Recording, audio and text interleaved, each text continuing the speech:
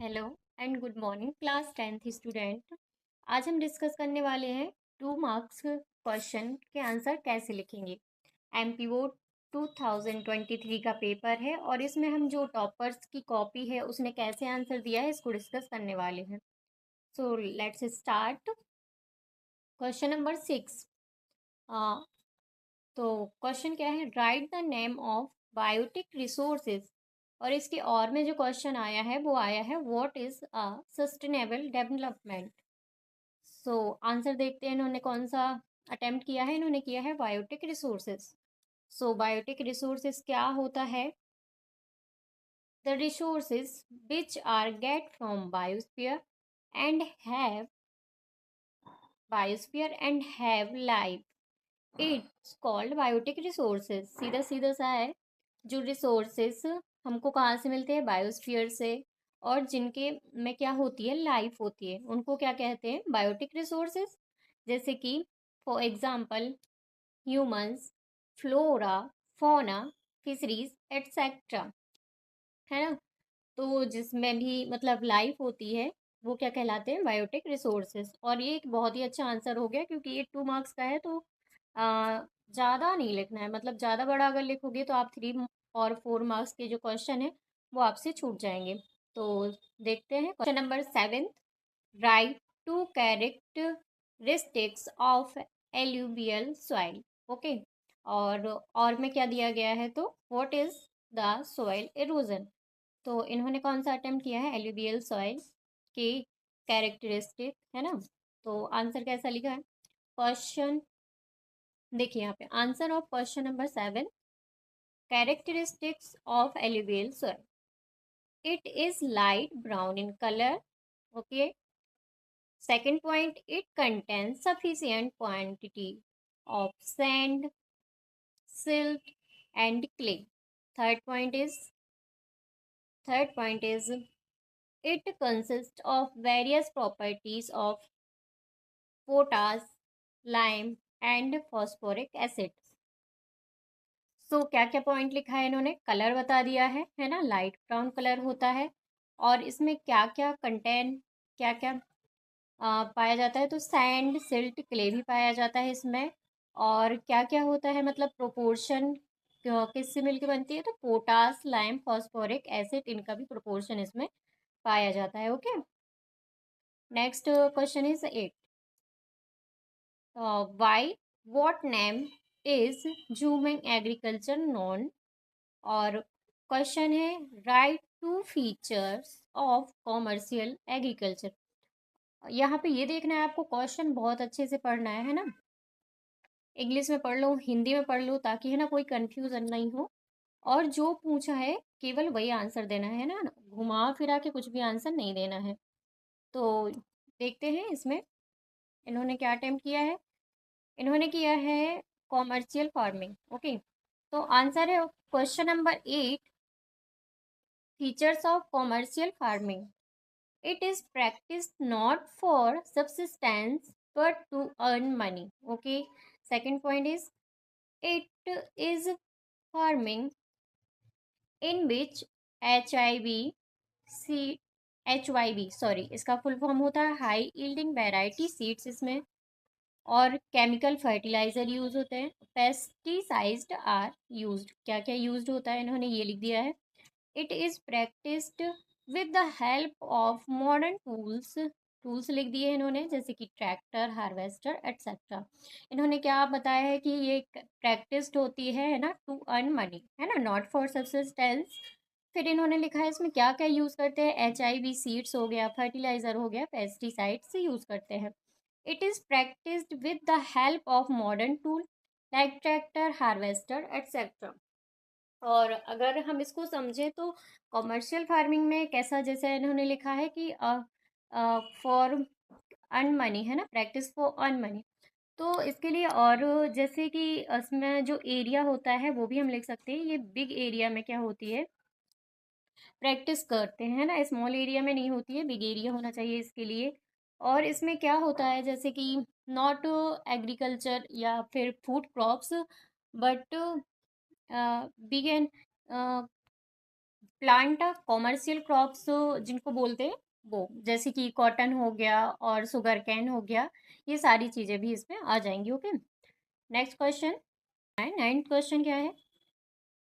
Right to importances of manufacturing industries, है ना, importances लिखना है हमको मैन्युफैक्चरिंग इंडस्ट्रीज के। ओके, और में क्या है? Write two ill effect of air pollution, write two ill effect of air pollution. देखते हैं इन्होंने कौन सा अटेम्प्ट किया है। इन्होंने किया है मैन्युफैक्चरिंग इंडस्ट्रीज वाला। ओके, तो answer of question number 9, importances of manufacturing industries are, it does not only help in modernizing the agriculture, but it also help to decrease the dependence on agriculture, है ना। And यहाँ पे दिख नहीं रहा है, यहाँ पे क्या है, मार्क्स दिए रहते हैं तो ये लोग वो हटा देते हैं। Okay, employing people in the secondary and tertiary sector, तो मैन्युफैक्चरिंग इंडस्ट्रीज वही होती हैं जिनमें, है ना, मैन्युफैक्चरिंग से संबंधित रिलेटेड, है ना, काम होता है, तो मैन्युफैक्चरिंग इंडस्ट्री वो होती है। तो ये क्या कह रहे हैं कि एग्रीकल्चर के एक तो मॉडर्नाइजेशन के लिए, है ना, एग्रीकल्चर के मॉडर्नाइजेशन के लिए ही नहीं, बल्कि क्या है, एग्रीकल्चर पे जो डिपेंडेंस है उसको भी कम किया है, और इसमें क्या दी है, जॉब दी है लोगों को। सेकंड क्या है, it help to eradicate poverty and unemployment. कैसे एरेडिकेट किया है इसने? क्योंकि देखिए, जैसे कि कोई भी इंडस्ट्री है, अगर वो एस्टेब्लिश्ड हुई है तो वहाँ पे लोगों को क्या मिली है, जॉब मिली है, इसलिए अनएम्प्लॉयमेंट की कम हुआ है। और पॉवर्टी तो ऐसा क्योंकि वहाँ की सैलरी बेसिस अच्छा होता है कंपैरिजन टू एग्रीकल्चर, इसीलिए। ठीक है, next third point is, it contributes about 17% to the national economy, thus helping in building of Indian economy. Okay, कितना कंट्रीब्यूशन है तो इंडियन इकोनॉमी में 17%। It also promotes growth of other economic activities as well. तो दूसरी जो भी economic activities होती है, इन्होंने फर्स्ट पॉइंट में ही लिख दिया है, जैसे फर्स्ट प्राइमरी और टर्सरी सेक्टर, जिसको हम सर्विस सेक्टर बोलते हैं, उसको भी ग्रोथ करने में मदद करता है। और इसका कितना तो कंट्रीब्यूशन है, 17%। ये बहुत अच्छा पॉइंट है, अगर आपको परसेंट याद रहते हैं तो उससे रिलेटेड क्वेश्चन भी आते हैं, और क्या हुआ, और इससे आपको क्या है, मार्क्स भी अच्छे मिलते हैं, परसेंटेज हो गया, डेट हो गई, अगर आपको याद है तो। Okay, so next question, why road transport is more important than rail transport, है ना। रेल ट्रांसपोर्ट से जो अगर कंपैरिजन करें रोड ट्रांसपोर्ट का, तो ये क्यों इम्पोर्टेंट है बताइए। ओके, और में क्वेश्चन है, name the longest highway tunnel in the world. तो इन्होंने कौन सा किया है, लॉन्गेस्ट टनल, थोड़ा सा हम इसको समझ लेते हैं। तो रोड ट्रांसपोर्ट और रेल ट्रांसपोर्ट को, है ना, क्योंकि हम ये वाला उनका आंसर देखेंगे। तो रेल ट्रांसपोर्ट क्या है ना, अगर जैसे लॉन्ग डिस्टेंस की ट्रेवल करनी हो तो रेल ट्रांसपोर्ट अच्छा होता है, पर जो हमको जिनकी शॉर्ट डिस्टेंस होती है उनको अगर ट्रेवल करना हो तो रोड ट्रांसपोर्ट बहुत ही अच्छा होता है ना। और जैसे कि अगर रूरल एरिया अर्बन एरिया को कनेक्ट करना है तो भी रोड ट्रांसपोर्ट अच्छा होता है। और ये भी, है ना, जबकि रेल ट्रांसपोर्ट क्या है, ऐसा क्या बोलते हैं, रूरल एरिया से अर्बन एरिया को कनेक्ट करने में हमारी मदद नहीं करता है। तो ऐसे ही बहुत सारे पॉइंट हैं, वो लिख सकते हो। ठीक है, और वाला क्वेश्चन हम देखते हैं इन्होंने कैसे आंसर किया है। आंसर ऑफ क्वेश्चन नंबर 10, और इन्होंने और वाला किया है तो और यहाँ लिखा है। ठीक है, थोड़ा सा जूम कर लेते हैं। The Atal tunnel is the longest highway tunnel in the world, it की फीचर्स आर एज फॉलोज। फिर इन्होंने की फीचर्स भी लिखे हैं इसके, और इन्होंने सबसे पहले बता दिया है कि ये क्या है, लॉन्गेस्ट हाईवे टनल है। ओके, और यहाँ पे इन्होंने पूछा क्या था, name the longest highway tunnel in the world, इन्होंने नाम ही पूछा था, है ना, फिर भी इन्होंने की फीचर्स लिखे हैं, वो भी हम देख लेते हैं। फर्स्ट है, it is 9.02 kilometre long highway tunnel formed by border road organisation. किसने बनाया है इसको, BRO, इसको बोला है बॉर्डर रोड ऑर्गेनाइजेशन। और इसकी जो लेंथ है वो कितनी है, 9.02 किलोमीटर। सो सेकंड पॉइंट क्या है? It connect Manali to Lahaul Spiti valley throughout the year. एक मिनट, ये क्लियर नहीं दिख रहा है ये। Throughout the year which is earlier cut for the 6 month due through snowfall. तो सेकंड पॉइंट इन्होंने क्या लिखा है कि ये किसको कनेक्ट करता है? तो इन्होंने लिखा है कि मनाली को लाहौल स्पीति से कनेक्ट करता है, और ये क्या होता है, 6 month के लिए ये जो रूट था ये कट हो जाता था। क्यों? स्नोफॉल की वजह से। ठीक है। Third point, it is constructed at 3000 metre above the mean sea level, है ना। सी लेवल से कितना अबो है? तो 3000 मीटर। ओके। अब नेक्स्ट क्वेश्चन क्या है? 11th क्वेश्चन देखते हैं। What percentage of India's trade in throughout the seas? कितना परसेंटेज है वो हमको बताना है, या फिर बताना है कि when was your transport nationalized, है ना। ये लिखना है कि कब नेशनलाइज्ड हुई है, और ये भी 2 marks का है। ओके, तो ध्यान रखना है, हमको ज़्यादा बड़ा आंसर नहीं करना है। तो इन्होंने कौन सा आंसर अटेम्प्ट किया है? इन्होंने किया है क्वेश्चन नंबर 11 का एयर ट्रांसपोर्ट। ओके। तो the air transport in India is nationalised in 1953। इन्होंने मेन क्वेश्चन क्या था कि कब नेशनलाइज हुआ है? तो 1953। The air transports are perhaps the fastest means of transport, है ना। फास्टेस्ट मीन्स ऑफ ट्रांसपोर्ट तो ये है ही, क्योंकि 20-30 घंटे का सफ़र 1 घंटे में कर देगा, तो फास्टेस्ट। ओके। फिर क्या है? It can be considered as one of wonders for agriculture. कैसे? It help to spray pesticides and other medicine when crop is suffered by some sort of disease. Next क्या है? They also help in the they also help in the delivering of important things to the area suffered by the drought, flood etcetera. Overall question तो हमारा यहाँ पे जो आपको पूछा गया था वो आंसर यहाँ पे हमारा ख़त्म हो जाता है 1953। ओके। फिर इन्होंने थोड़ा सा उसको एलाबोरेट करने के लिए क्या किया है कि इन्होंने थोड़ी सी पॉइंट्स बता दिए हैं। मैं आपको थोड़ा सा डिटेल में या फिर समझने के लिए बता देती हूँ। ये क्या है? फास्टेस्ट मीन्स ऑफ ट्रांसपोर्ट है। ठीक है, एक पॉइंट ये हो गया। It can be considered one of the area, ये एग्रीकल्चर की फील्ड में कितना यूजफुल है ये इन्होंने बता दिया। ठीक है। और थर्ड इन्होंने ये बता दिया कि जो क्या बोलते हैं, सफ़र, ड्रॉट, फ्लड जिसमें आती हैं उनको भी ये क्या करता है, जैसे कि कुछ भी हेल्प पहुंचानी हो तो वो पहुंचा देता है। Okay. Question number 12, which item were trade through the silk route, right. और में क्या है? Write food our ancestor did not have 50 years एगो। तो एक तो हमें क्या क्वेश्चन देखना है? एक इन्होंने एक क्वेश्चन किया है कि सिल्क रूट से कौन कौन सी जो आइटम है वो ट्रेड होता था, है ना। और दूसरा क्या लिखना है कि हमारे एंसेस्टर के पास 500 years एगो क्या क्या नहीं था, कौन कौन से फूड आइटम नहीं थे। ठीक है। सो इसमें क्या है? इसमें इन्होंने वो लिखा है फूड आइटम कौन कौन से नहीं थे। The food item is major source of our staple diet such as potatoes, sweet potatoes, chillies, tomato, maize, soya etcetera. तो इन्होंने कौन कौन से फूड आइटम लिखे हैं कि जो हमारी डाइट में है, जैसे कि potatoes, sweet potatoes, chillies, tomato, maize, soya, ये क्या है? तो are not known to our ancestor कब? 500 years एगो में, इधर 50 बोल रही हूँ, करेक्ट करना इसको। It is only after accidental discovery of America by Christopher Columbus.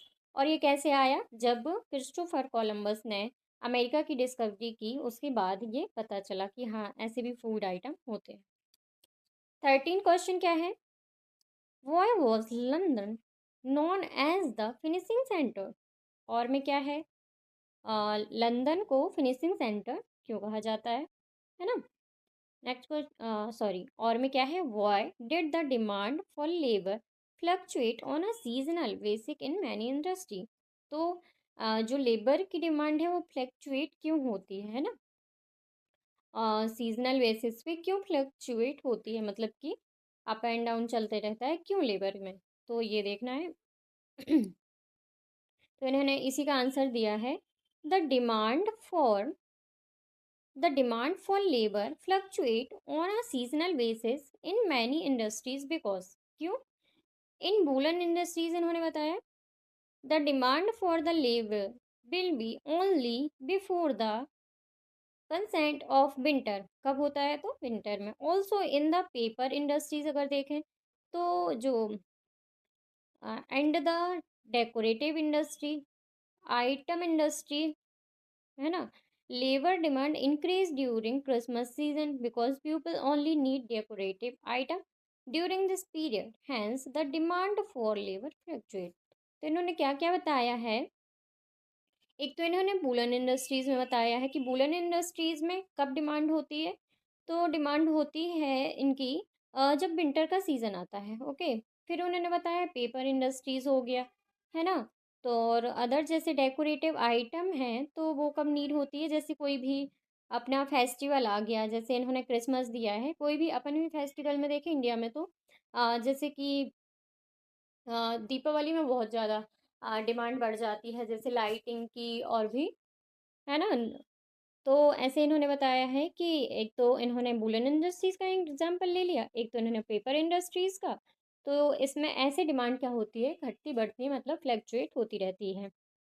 Question number 14, in which countries did printing technology first develop, कौन सी कंट्रीज में हुई थी फर्स्ट डेवलप, तो वो बताना है, या फिर कौन सा बताना है, what work did Johann Gutenberg do in the field of printing, printing की फील्ड में जो है जोहान गुटेनबर्ग ने क्या काम किया है ना, वो बताना है। या फिर हमको क्या बताना है कि जो प्रिंटिंग टेक्नोलॉजी है ना वो फर्स्ट डेवलप कहाँ हुई थी, किस कंट्री में हुई थी, वो बताना है। तो इन्होंने आंसर कौन सा, इन्होंने आंसर किया है जॉन गुटेनबर्ग वाला। थोड़ा सा हम ये डिस्कस कर लेते हैं, जो प्रिंटिंग टेक्नोलॉजी है वो चाइना कहाँ पे डेवलप हुई थी, तो इसमें आंसर इसके जो आंसर होंगे वो हो जाएगा चाइना, जापान, ये जो देश हैं, है ना, इन पे यहाँ पे जो प्रिंटिंग टेक्नोलॉजी पहले डेवलप हुई थी। अब देखते हैं हम जॉन गुटेनबर्ग के बारे में थोड़ा सा पढ़ लेते हैं। Father of John Gutenberg was a trader. Okay.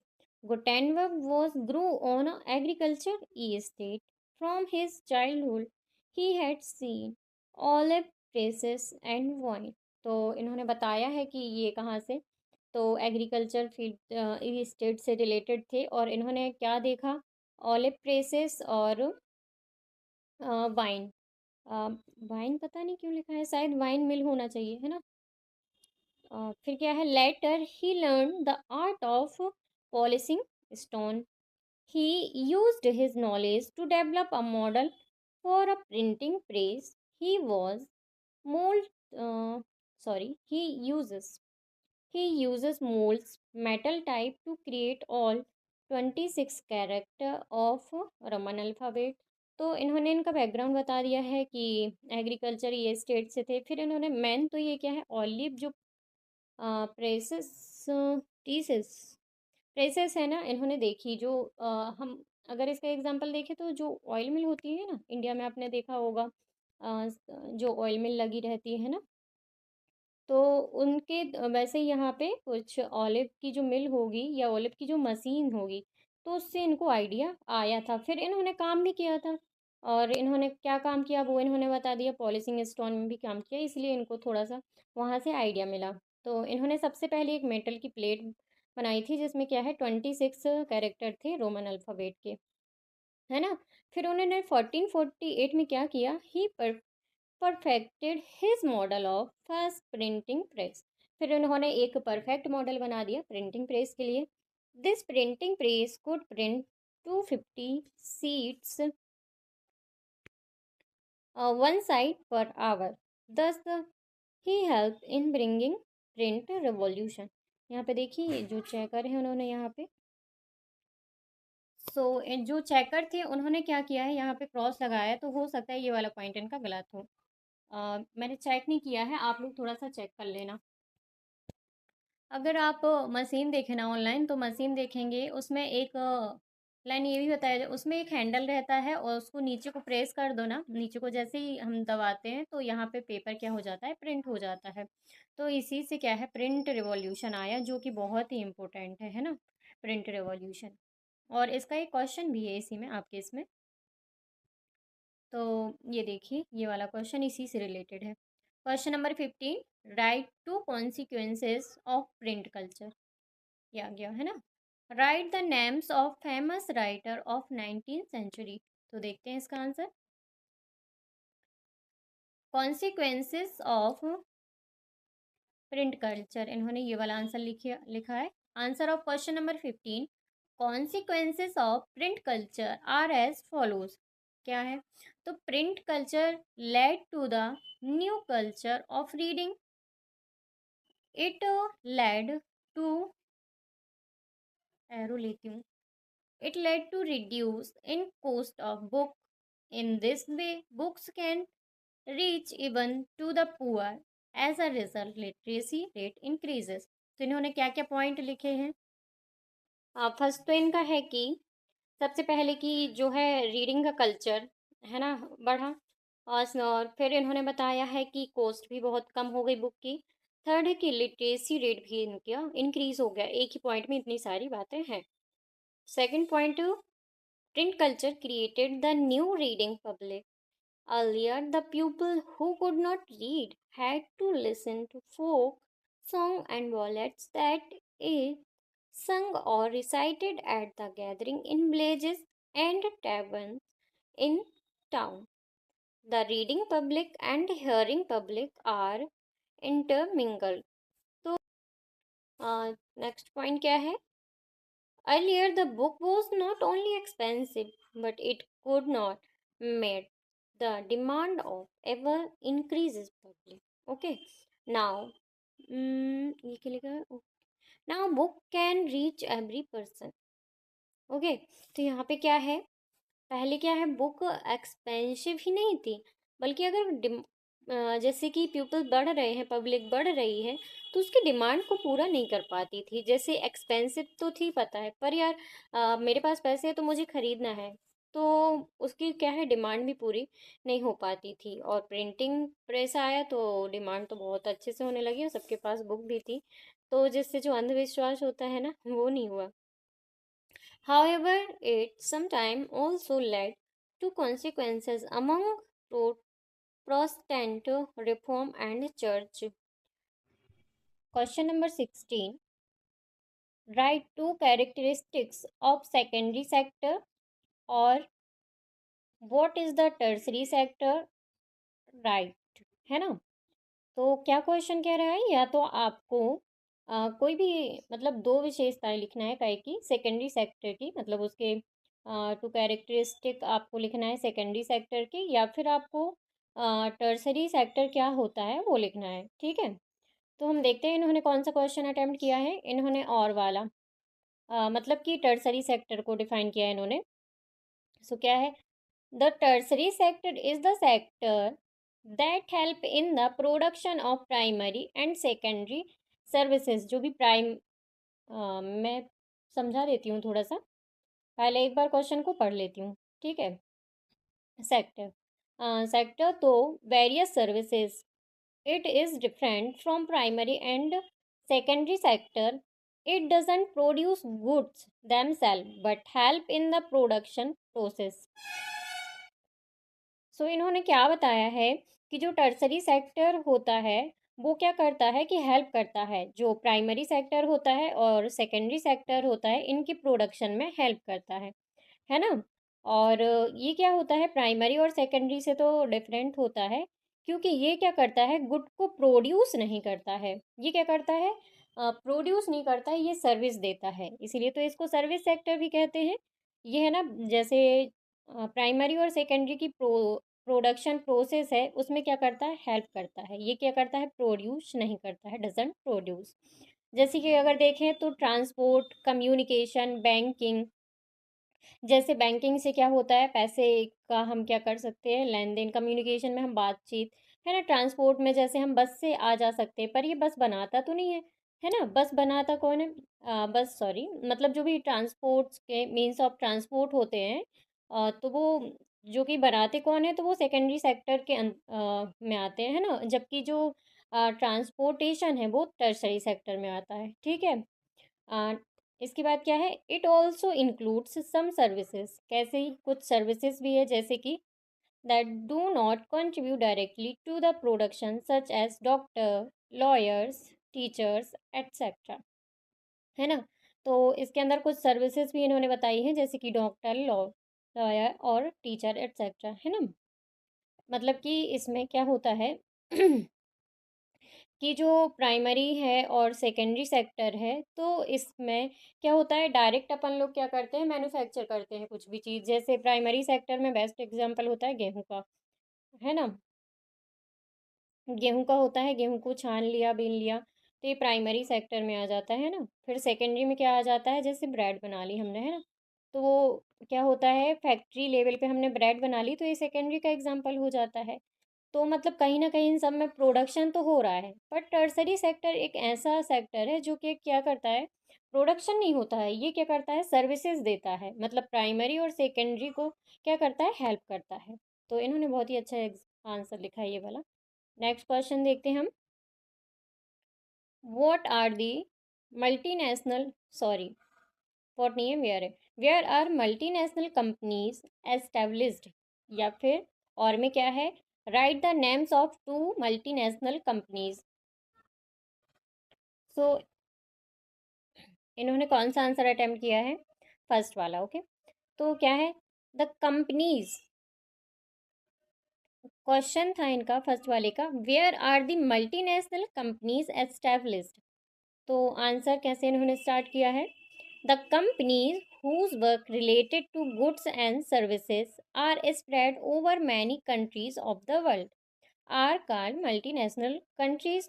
तो पहले तो इन्होंने एक डेफिनेशन दे दी है कि जो कंपनीज होती हैं जिनका वर्क गुड्स, जिनका जो भी गुड्स एंड सर्विस से रिलेटेड वर्क होता है, वो क्या होता है, बहुत सारी। यहाँ पे यही वर्ड मैन है, मैनी, मतलब मल्टी नेशनल, मतलब बहुत सारे नेशन में, है ना। तो many countries of the world are called multinational countries, okay. As obvious from the world,